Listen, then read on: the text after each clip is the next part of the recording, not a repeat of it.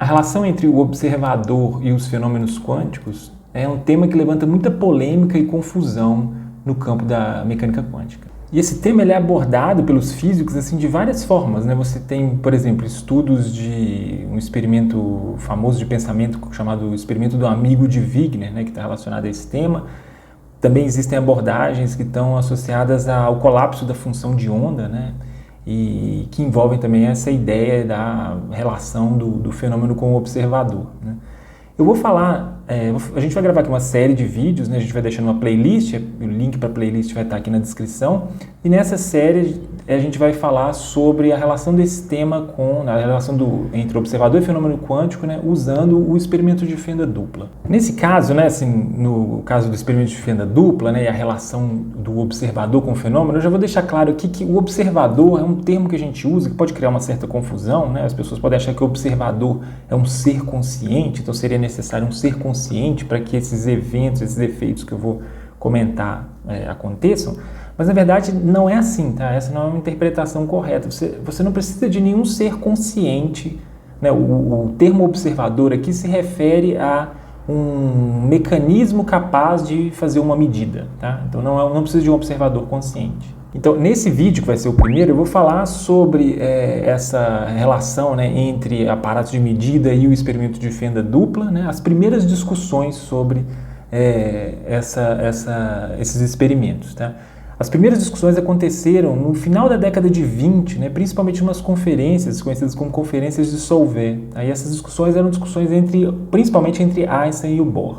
E esse tema ele não é resolvido ali nessa época, né? Essa discussão continua, e aí na segunda parte, né, no próximo vídeo, eu vou falar sobre as derivações, né, que aconteceram ali na década de 80, né? Certas outras contribuições de outros autores, né, principalmente de um físico chamado Marland Scully, que vai apresentar ali um novo experimento para poder pensar essas questões. Esse é o canal Cientificar, é um canal de divulgação científica, que a gente vai falar sobre física, sobre ciência, sobre filosofia da ciência, e se você gosta desses temas, se inscreva no canal, assim o YouTube vai te indicar os próximos vídeos que a gente vai postar aqui. A primeira coisa que a gente tem que falar é que assim, a ideia de que o observador ou o aparato, né, é capaz de alterar um fenômeno, ela é muito intrigante, né, porque ela é algo que não acontece nas ciências, no campo da física clássica, né? Então, se a gente pegar ali os eventos que são descritos pela mecânica, por exemplo, né? O observador ou o aparato de medida, ele não faz parte do processo, né? Você pode ignorar o aparato ou a observação e o fenômeno continua do mesmo jeito, né? O fenômeno não tem nenhuma dependência, né? Ele não tem nenhuma relação com o observador, né? Na mecânica quântica a gente já não pode, isso já não é tão claro assim. Então, um caso em que essa influência do aparato ou do observador na medida, no fenômeno, né, quântico é muito evidente é o caso do experimento famoso, né, o experimento de dupla fenda ou fenda dupla, né? Esse experimento ele foi proposto por um físico chamado Thomas Young no início do século XIX. E a montagem desse experimento de dupla fenda aparece aqui, né, nessa imagem, e quando o Young propõe esse experimento, a ideia dele era tentar verificar qual que é a natureza da luz, né, se a luz é feita por onda ou por partículas, porque se uma onda passa por esse experimento, ela exibe um comportamento, e se você lançar partículas numa montagem desse tipo, ela exibe um comportamento completamente diferente. Então, no experimento de fenda dupla, a gente vai ter comportamento ondulatório e comportamento corpuscular, dependendo do que você lança no aparato. Nesse vídeo que aparece aqui no card, a gente fala com mais detalhes assim, sobre o experimento de fenda dupla. Acontece que 100 anos depois dessa proposta, desse experimento proposto pelo Young, né, os físicos, a tecnologia evoluiu de tal forma que os físicos experimentais, né, conseguiam fazer experimentos tipo de fenda dupla com objetos como elétrons ou átomos.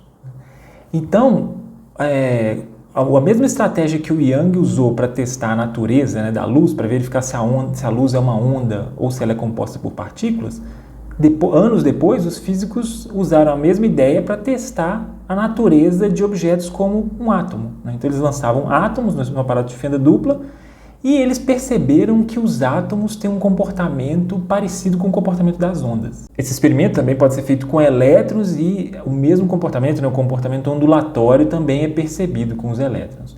Acontece que em outros experimentos, né, como por exemplo o experimento de efeito fotoelétrico, ou outros experimentos, né, o elétron ele tem um comportamento corpuscular, né, então ele se comporta como uma partícula.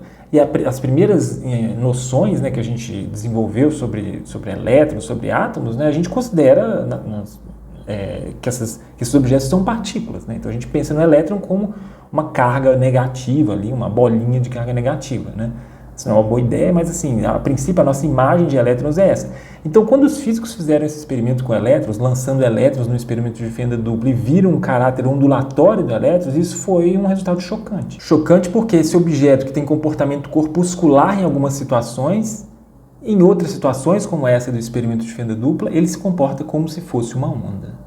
Note que aqui eu não estou falando que o elétron é uma onda ou é uma partícula, né? Eu estou falando que ele se comporta como se fosse uma onda num contexto experimental, né? Esse da fenda dupla, e se comporta como se fosse partícula em outros contextos, como no caso do efeito fotoelétrico, que é um outro experimento, né? Que, aliás, o Einstein ganhou o prêmio Nobel dele explicando esse experimento, né, em 1905, esse experimento do efeito fotoelétrico. Então, esse caráter dual dos objetos da mecânica quântica, né, dos átomos e dos elétrons, eles foram recebidos como se fosse um resultado muito absurdo, muito escandaloso, né? E alguns físicos, né, como o Bohr, né, o Niels Bohr, se preocuparam em tentar construir ali as bases para uma interpretação da teoria quântica, tá? E uma base que o Bohr usava para interpretar a mecânica quântica era algo que ficou conhecido como o princípio da complementaridade. A definição do princípio de complementaridade é algo bem confuso assim, né, na literatura. O Bohr ele apresenta isso de formas diferentes, assim, até no mesmo artigo. Ele tem um artigo da Nature em que ele apresenta isso de uma maneira inicialmente, depois ele associa o princípio da complementaridade com algo que nós conhecemos como dualidade onda-partícula. Aqui eu vou considerar essa versão do princípio da complementaridade, tá? Aquela que fala sobre a dualidade onda-partícula. Então a dualidade, né, que é um princípio do Bohr, diz que o objeto da mecânica quântica ele tem um comportamento dual complementar, né? Ele, em alguns casos, o comportamento dele é complementar, mas ele é excludente, né? Ele tem caráter mutuamente excludente. Então ele se comporta como se fosse onda em um determinado experimento, e em outros experimentos ele se comporta como se fosse partícula, mas esses comportamentos eles são mutuamente excludentes. Em nenhum momento ele se comporta como se fosse onda e partícula ao mesmo tempo. Então esses experimentos que eu citei, né, por exemplo, você faz um experimento de fenda dupla com um elétron e percebe um comportamento ondulatório. Depois você faz um outro experimento e percebe que ele tem um comportamento corpuscular, né, como no caso de por exemplo, uma detecção, uma chapa fotográfica do elétron, deixa uma marca como se ele fosse um ponto, né, uma partícula. E o Einstein, nessa época, né, ele já sentia um certo desconforto com a mecânica quântica, né, com os caminhos que a mecânica quântica estava tomando. O Einstein é um dos criadores da mecânica quântica. Né? A mecânica quântica é uma teoria que foi criada por vários autores. Né? Um deles é o Einstein. O Einstein, como eu disse, né, ele ganhou o prêmio Nobel em 1905 explicando um efeito chamado efeito fotoelétrico, que é um efeito quântico. Né?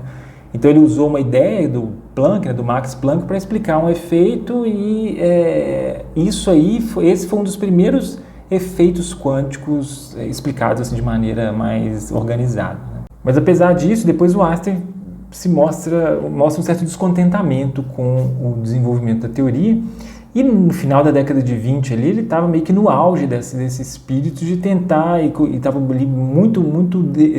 se dedicando muito à crítica à teoria. Né? Então ele estava tentando mostrar que essas interpretações, principalmente a interpretação do Bohr, era uma interpretação equivocada, e que aquela teoria, inicialmente ele achava que a teoria ela era uma teoria que deveria ser corrigida, né? Ela é uma teoria inadequada. Né? E depois ele vai tentar mostrar que a teoria é uma teoria incompleta, né? Mais para 1935, quando ele vai publicar um outro artigo famoso, né? Um outro ataque à mecânica quântica, que ficou conhecido como o experimento de EPR. Mas primeiro vamos voltar para o final da década de 20 lá. Então nessa época o Einstein está tentando discutir o princípio da complementaridade com o Bohr. Então a intenção dele é mostrar que o Bohr estava errado, ou que esse princípio que o Bohr propõe está errado, né? Que o elétron pode, em alguns casos, então o que ele queria mostrar? Ele queria mostrar que em alguns casos o elétron pode ter um comportamento corpuscular e ondulatório ao mesmo tempo. E aí ele vai propor uma ideia muito, mas muito criativa, que é a seguinte, né? Ele vai falar assim, olha, imagine que você lança elétrons no experimento de fenda dupla, e aí, ao invés de manter as fendas como normalmente a gente mantém, né? As fendas são objetos, elas estão ali num aparato, né? Num anteparo, elas estão presas assim, né? Elas não são móveis. Vamos substituir essas fendas por fendas móveis. Então vamos pensar que a fenda ela tem ali uma mola e ela pode se movimentar. Então Einstein vai pensar o seguinte, né? Se a gente fizer um experimento com essas fendas, um experimento de dupla fenda com essas fendas móveis, né, que tem molas, a gente pode perceber o caráter ondulatório e corpuscular ao mesmo tempo de uma partícula. Por quê? Se eu colocar duas fendas, segundo Einstein, né, o caráter ondulatório ia aparecer porque você tem duas fendas. Então o elétron ia ter ali uma distribuição na tela parecida com a distribuição das ondas. Agora, além disso, né, você poderia também medir a trajetória do elétron. Por quê? Você poderia descobrir por qual fenda ele passa. Porque o elétron, ele, ao passar pela fenda, né, alguns deles iam colidir com a borda da fenda. Então, esses que se colidiriam com a borda das fendas, né, eles iam, porque a fenda está presa a uma mola, criar uma oscilação. E essa oscilação poderia ser detectada por algum detector. Esse é o papel do observador, né? Então, por algum detector, então nota que não precisa ter uma pessoa olhando para a mola se ela vai mexer ou não, até porque nessa ideia, o Einstein está propondo aqui um experimento de pensamento, tá? Isso não seria realizado, mas isso é só para a gente testar a teoria, né? Mas, então, se isso fosse feito, né, de alguma maneira, ninguém ia conseguir ver a vibração da mola, porque isso seria um efeito muito, muito pequeno, né, de baixa intensidade. Então, você precisaria de um detector para verificar isso, né? Então, não precisa de um ser humano olhando para isso. Mas só de deixar ali um detector e tal, você ia perceber, você ia saber que o elétron passou, por qual fenda o elétron passou, porque ele ia se colidir ali com a fenda e ele ia criar uma vibração na fenda e algum detector ia medir essa vibração. Então você mede a vibração, sabe que ele passou, sei lá, pela fenda de cima. E ao mesmo tempo ele ia exibir um caráter ondulatório, porque os registros dele seriam parecidos com os registros de ondas. E aí, com isso, com a introdução de um aparato capaz de observar, entre aspas, né, a passagem por qual fenda o elétron está passando, ele ia perceber tanto o caráter ondulatório quanto o caráter corpuscular do elétron. E quando ele apresenta essa ideia, né, isso vira um desafio ali para o Bohr. Né? O Bohr ele tem que se virar para tentar explicar, para tentar manter o princípio dele vivo. Né? Esse era um ataque direto ao princípio de complementaridade do Bohr, né? Ao princípio de dualidade onda-partícula. E aí o Bohr vem com uma resposta depois. Né? E para dar a resposta, o Bohr vai usar um outro princípio da mecânica quântica muito conhecido, que é o princípio da incerteza, né? Que foi proposto por um outro físico, um físico alemão chamado Heisenberg, né? Que na época ele era, né, se a gente for separar em times, né, tem o time do Einstein, o time do Bohr, o Heisenberg estava no time do Bohr, né? Pelo menos com relação a essas interpretações da teoria, né? Eles discordavam do Einstein. E aí o Bohr vai dizer o seguinte, né? É claro que eu estou explicando isso, estou tentando explicar isso de uma maneira muito, assim, pouco rigorosa, né? Porque para entender isso verdadeiramente você precisa entender a matemática por trás dessa coisa. Né? Mas aqui a ideia é só apresentar isso assim de uma maneira menos formal, tá? Então, a resposta do Bohr vai ser na seguinte linha. Ele vai dizer o seguinte: olha só, se você coloca um objeto desses como uma mola ali para medir a passagem do elétron por uma fenda, você tem que considerar que essa mola ela é sensível o suficiente, né? Ou ela vai ter que ser capaz de medir variações que estão num grau ali quântico, né? São variações muito pequenas, né? Então as oscilações são oscilações muito sutis. Então a mola ela teria que estar imersa ali num regime quântico também. Então, se você coloca uma mola dessas para medir a passagem de um elétron, essa mola você tem que considerar ela também como parte de um sistema quântico. Então, ela vai ter propriedades quânticas. E uma das propriedades de objetos da mecânica quântica é seguir essa coisa chamada princípio da incerteza. E o princípio da incerteza diz, assim, de forma bem geral, né, que você não pode saber, você não consegue medir exatamente, né, conhecer com precisão absoluta a posição e a velocidade de um determinado objeto. Então, se a mola foi introduzida ali numa descrição quântica, então para ela isso vai valer também. Você não vai conseguir conhecer a posição e a velocidade dela ao mesmo tempo. Então não dá para imaginar que a mola está parada, aí vai o elétron lá, bate, ela vai vibrar e tal. A gente tem que imaginar que existe uma incerteza com relação à posição da mola, inicialmente, tá? Porque você não sabe, não dá para propor que ela está parada e você conhece completamente a posição dela. Então você tem que propor que você tenha ali uma incerteza sobre a posição e a velocidade. Você pode até imaginar que essa incerteza seja a mínima possível, mas mesmo assim vai existir uma incerteza sobre posição e velocidade da mola. Então se você tem uma incerteza sobre a posição da mola, você não sabe, né? A mola às vezes você vai ter que considerar que às vezes ela está um pouco mais alta, às vezes ela está um pouco mais baixa, ou seja, a fenda está um pouco mais alta e um pouco mais baixa. Então, dependendo do elétron que passa, né, dependendo do momento que ele passa, ele pode encontrar a fenda um pouco mais alta, um pouco mais baixa. E essas variações da posição da fenda, né, por causa do princípio da incerteza, elas provocariam a perda da característica ondulatória no final das contas. Né? Porque o que é a característica do experimento, ondulatória do experimento? Né? É o padrão de distribuição dos elétrons na segunda tela. Então, aparece nessa imagem aqui, né, do experimento de fenda dupla, você tem uma distribuição lá atrás, no segundo anteparo ali, né, depois das fendas, que é uma distribuição característica parecida com a distribuição das ondas, tá? Uma distribuição que é um padrão chamado padrão de interferência.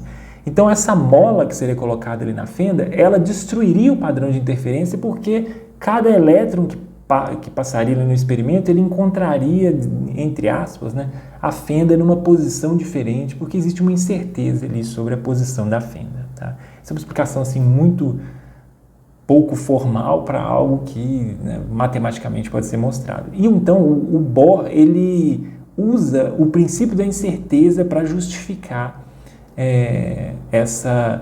a invalidade ali do experimento do Einstein. Né? Então, com isso, o que o Bohr está falando é o seguinte: se você introduz ali um observador, e o observador é quem aqui? A mola, tá? Não é um ser consciente, não, é uma mola.